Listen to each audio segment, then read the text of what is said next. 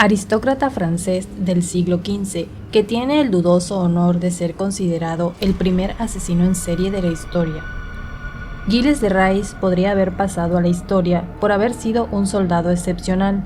Empezó su carrera militar siendo adolescente y luchó en la Guerra de 100 años junto a nada menos que Juana de Arco, la heroína que lideró a Francia del yugo inglés. Sin embargo, sus hazañas militares quedaron ensombrecidas para siempre por los detalles de su espeluznante vida secreta, la vida secreta de un torturador y asesino de niños. Sus propios contemporáneos lo definieron como criminal, pederasta, sádico y hereje, y el folclore bretón se inspiró en él para crear la leyenda de Barba Azul. Casi 6 siglos después de su muerte, Gilles de Rais sigue siendo uno de los personajes más famosos y polémicos de la historia de Francia. Gilles Montmorency Laval, barón de Rais, nació en el año 1404 en el castillo de Chantaucy, una de las propiedades de su familia en el sur de la Bretaña francesa. Su padre, Guy II de Laval-Rais, y su madre, Marie de Craon, descendían de 2 de los linajes más importantes de Bretaña. Pero, a pesar de haber nacido en un entorno privilegiado, su infancia estuvo marcada por la tragedia. A los 11 años vio morir a su padre destripado por los colmillos de un jabalí durante una cacería. Su madre falleció con poco tiempo de diferencia por causas que se desconocen.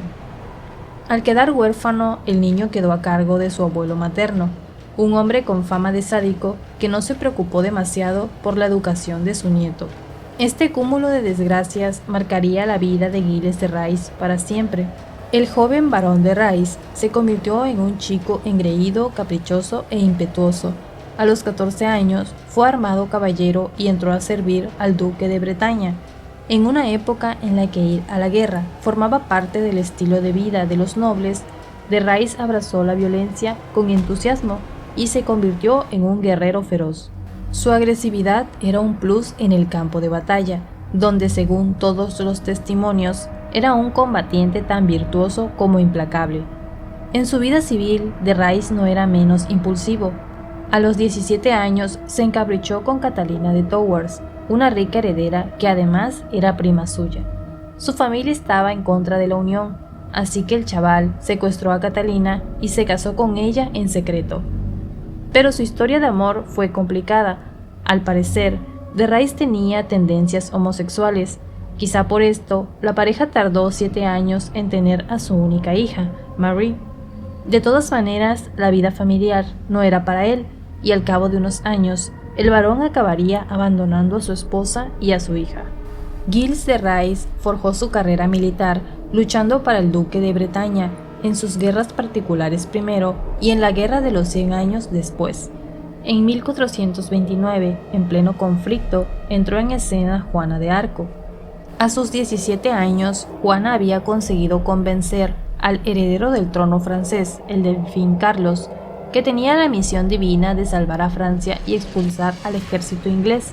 Y no solo eso, tenía la firme convicción de que lo conseguiría, porque tenía a Dios de su lado. El delfín, que estaba desesperado, aceptó la ayuda de aquella chica analfabeta pero elocuente y la puso al mando de un ejército. Gilles de Rais también recibió un encargo del delfín: acompañar y proteger a Juana en su cruzada. Se dice que de Rais quedó fascinado al conocerla. Lucharon juntos en varias batallas muy importantes, incluyendo la que liberó la ciudad de Orleans de las tropas inglesas. Tras esta victoria, Gilles de Rais, de entonces 25 años, fue nombrado mariscal, la distinción militar más elevada de Francia. Tras la liberación de Orleans, el barón continuó luchando junto a Juana y estaba a su lado cuando París fue atacado. De hecho, le salvó la vida en una escaramuza que estalló cerca de allí. Su lealtad a ella se mantuvo intacta, incluso cuando la iglesia la acusó de brujería y herejía, y hasta intentó liberarla después de que los ingleses la capturasen, pero no llegó a tiempo. Según las crónicas de la época, Gilles de Rais lloró desconsoladamente ante las cenizas de Juana de Arco. Tras la ejecución de ella en el año 1431, la guerra contra los ingleses continuó, pero las cosas empezaron a torcerse para el barón. El canciller La Tremouille, su gran protector en la corte francesa, cayó en desgracia y de Rais perdió su título de mariscal. Esto le supuso una gran pérdida de prestigio, pero su posición económica era fuerte gracias a su herencia familiar y a los botines de guerra. El barón se retiró a sus posesiones de Bretaña, que estaban entre las más ricas del oeste de Francia, y fue entonces cuando, según él explicó, el aburrimiento lo empujó a una vida de excentricidades cada vez más desenfrenadas. En sus castillos de Bretaña, Gilles de Rais llevaba una vida más opulenta que el propio rey de Francia. Despilfarró una fortuna en decoración para sus propiedades y para el mantenimiento de su séquito de sirvientes, heraldos, soldados y sacerdotes. Su labor como mecenas de músicos y dramaturgos también contribuyó a vaciar sus arcas. Sus excesos le estaban pasando factura, literalmente, y llegó al punto de tener que vender tierras de su familia para financiar su estilo de vida. Esto no sentó bien a sus parientes, especialmente a su abuelo. De hecho, antes de morir, dejó su espada y su armadura al hermano pequeño de Gilles de Rais, como muestra de desprecio hacia él.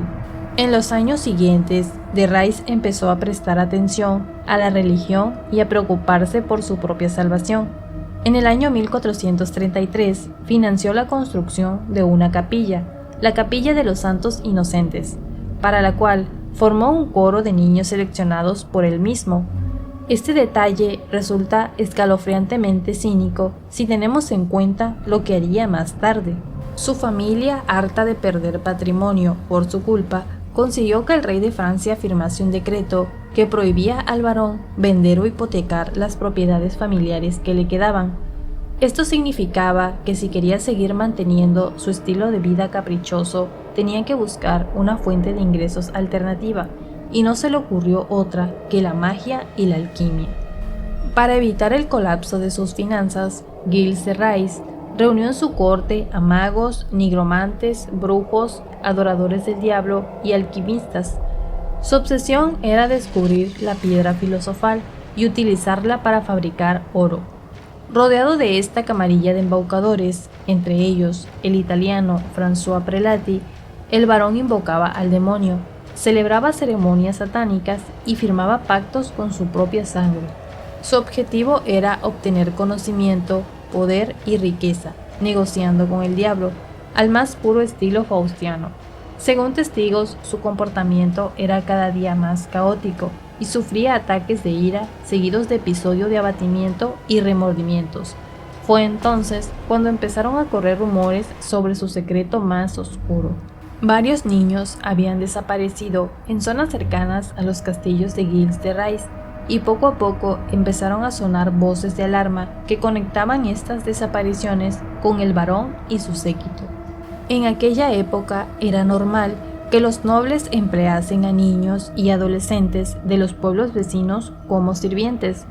Estos niños solían vivir con sus amos, así que si les pasaba algo, sus padres no lo sabrían enseguida. Era el caso de algunos de los niños que de Rais había acogido en su corte. Otros desaparecieron mientras vigilaban el ganado en el campo, trabajaban de aprendices o cuidaban de sus hermanos pequeños en sus casas. Muchas familias sospecharon de Gilles de Rais, pero no se atrevieron a enfrentarse a él. Eran campesinos humildes y sentían que no tenían nada que hacer contra un señor feudal tan poderoso como él. Solo podían rezar por las almas de los niños desaparecidos y porque alguien con autoridad descubriese lo que temían que estaba pasando. Este secreto a voces duró más de 7 años, en los cuales desaparecieron casi 200 niños según las declaraciones posteriores. Pero entonces, en el año 1440, Gilles de Rais cometió un error. Tras una disputa que no tenía nada que ver con las desapariciones, decidió secuestrar a un sacerdote. Entonces, tanto la justicia eclesiástica como la secular fueron a por él. El tribunal eclesiástico que iba a juzgar a Gilles de Rais estaba encabezado por el obispo de Nantes y por Guillaume Merisy, el gran inquisidor de Francia. Este tribunal acusaba al barón de sodomía, herejía, apostasia y evocación del demonio. El castigo que pedía para él por estos crímenes era la excomunión, que aunque hoy nos suene un poco blando, entonces suponía la muerte social de la persona castigada. Por su lado, la justicia civil lo acusaba de secuestro y de asesinato de niños y pedía la pena de muerte. Antes de los juicios, en aquella época, era costumbre investigar la reputación del acusado. El resultado de esta investigación sobre Giles de Rys sacó a la luz los rumores que lo señalaban como violador y asesino de niños e invocador del diablo. Muchos de los testigos convocados ante el tribunal declararon cómo sus hijos pequeños habían desaparecido sin dejar rastro. Otros aseguraron haber visto a sirvientes del varón deshacerse de varios cuerpos infantiles en uno de sus castillos. Inicialmente, de Rys rechazó las acusaciones, pero cuando el tribunal lo amenazó con arrancarle una confesión bajo tortura, el varón prefirió ahorrarse el mal trago y rendirse. Entonces él y sus compinches narraron los rituales de tortura a los que habían sometido a docenas de niños durante casi una década. Giles de Rys tenía a varios hombres encargados de secuestrar a los niños. Sus órdenes consistían en que raptasen solo a niños que fuesen bellos como los ángeles. Una vez en el castillo, los llevaba a una estancia especial. Allí, el varón los sujetaba por el cuello, con cuerdas o con sus propias manos, para evitar que lloraran. Entonces, abusaba sexualmente de ellos. Después, los asesinaba él mismo o sus cómplices, decapitándolos o a golpes. Uno de sus sirvientes declaró en el juicio: el varón experimentaba más placer asesinando a los niños, viendo separarse sus cabezas y sus miembros y observando cómo se debilitaban y corría su sangre, que conociéndolos carnalmente. Tras cometer estas abominaciones, de Rys caía dormido. Mientras tanto, sus sirvientes limpiaban la estancia y quemaban los restos humanos en la chimenea. En el juicio se dijo también que en el año 1437, el varón ordenó incinerar los restos de 40 niños en uno de sus castillos, porque temía ser investigado. La sentencia del tribunal eclesiástico declaró a Giles de Rys culpable del asesinato de 140 niños o más. El tribunal secular rectificó su culpabilidad, pero no se aventuró a dar una cifra de víctimas. Así, y tras escuchar el relato de los horrores que el varón infligió a decenas de niños, el jurado lo condenó a morir, ahorcado y quemado simultáneamente. Los dos sirvientes que habían hecho de cómplices corrieron la misma suerte. La ejecución de Giles de Rys tuvo lugar el 26 de octubre del año 1440 a las afueras de Nantes. Según las crónicas, el varón pasó sus últimos días arrepentido y resignado. Increíblemente, estos remordimientos de última hora se interpretaron como una señal y ejemplo de penitencia cristiana, y de Rys fue celebrado póstumamente por ello. Incluso hubo gente que hizo un ayuno de 3 días tras su ejecución en señal de duelo. Aún más irónicamente, en los años siguientes se estableció una costumbre macabra. Algunos padres empezaron a conmemorar el aniversario de la muerte de Rys, azotando a sus hijos pequeños. El porqué de esta tradición cruel y absurda no está claro. Se ha dicho que quizá fue para mostrar a los niños la gravedad de los crímenes de los que el varón se había arrepentido. Se cree que esta práctica salvaje sobrevivió durante más de un siglo tras la muerte de Rys.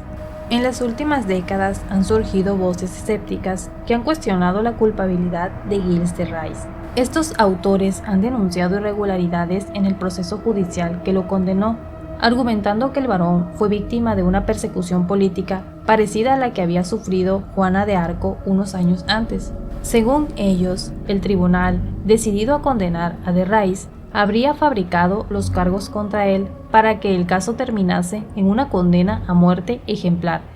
Es cierto que de Rys tenía enemigos entre la nobleza que querían verlo caer y probablemente hacerse con sus propiedades, y es razonable pensar que la iglesia hubiese visto en su estilo de vida extravagante una amenaza al orden establecido.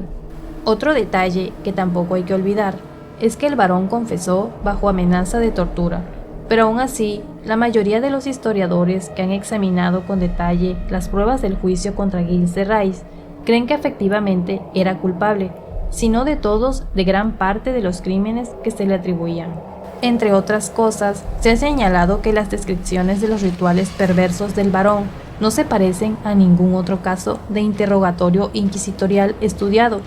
Algunos medievalistas han declarado que ese nivel de depravación no se había puesto nunca sobre papel antes de que lo hiciese el Marqués de Sade en el siglo XVIII. Pero a pesar de todo esto, Gilles de Rais ha tenido una increíble carrera póstuma. De hecho, el proceso de exoneración de sus crímenes, al menos a nivel popular, empezó en el momento mismo de su muerte. Al parecer, el día de su ejecución, una muchedumbre lo acompañó a la horca, rezando por las almas de los condenados. Incluso Marie de Rais, la hija del barón, de la cual se desentendió por completo, construyó un monumento en su honor en el lugar de su muerte. Estos esfuerzos por absolver a de Rais parecen revelar un deseo tácito de reinsertarlo en el sistema de códigos morales que él mismo había violado. Querían que la figura del criminal, descrito como un varón salvaje, más terrible que un lobo voraz, fuese perdonada y aceptada de nuevo en su sociedad.